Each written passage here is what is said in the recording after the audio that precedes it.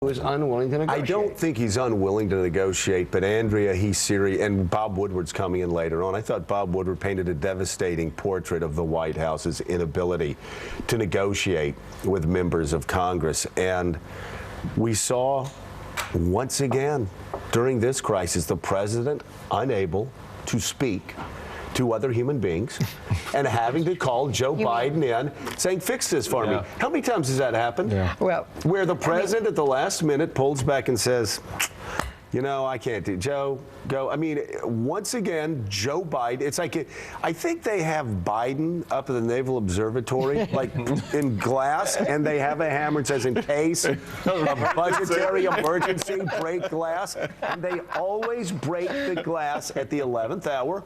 Biden goes in and does it. Why is it so hard for the President of the United States to do that?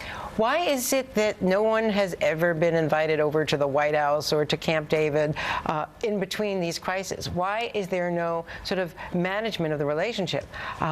Democrats as well as Republicans, committee chairmen from the Senate will tell stop you there for that a they second, have never because a lot of people that watch say, oh, you're picking on the president. A man who I like, a man who I respect, a man who I think could be a great leader because he's a very likable man, very engaging when he chooses to be.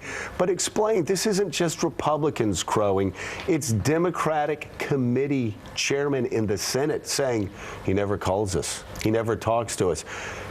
I mean, again, we can't reveal their names, but these are like the senior leaders of the Senate saying the guy just never reaches out. I bet right now, if you checked, unless something has changed dramatically that I don't know about in the last 4 weeks, I bet you that Harry Reid has never been to Camp David. Never been to Camp David. The leaders, the Democratic leaders, have never been invited up for any kind of schmooze fest. This is not what he does. And you see what this president does in whatever spare time, the little that he has, it's to be with the people with whom he is comfortable, the old friends, the Chicago friends, the campaign crowd. He does not want to spend any of his personal time investing in these relationships. He's a politician who doesn't like politics. Well, right. And about the person. Other than not liking politics or politicians or Washington, D.C., he's perfect for the job.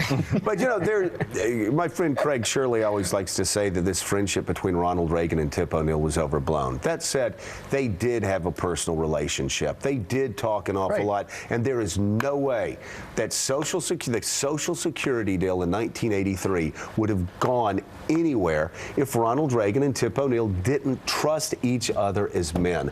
That's not going to happen with a president who stays isolated. And I hope for the good of the country, for the good of him, for the good of his legacy, things change over the next couple of years. You're absolutely right.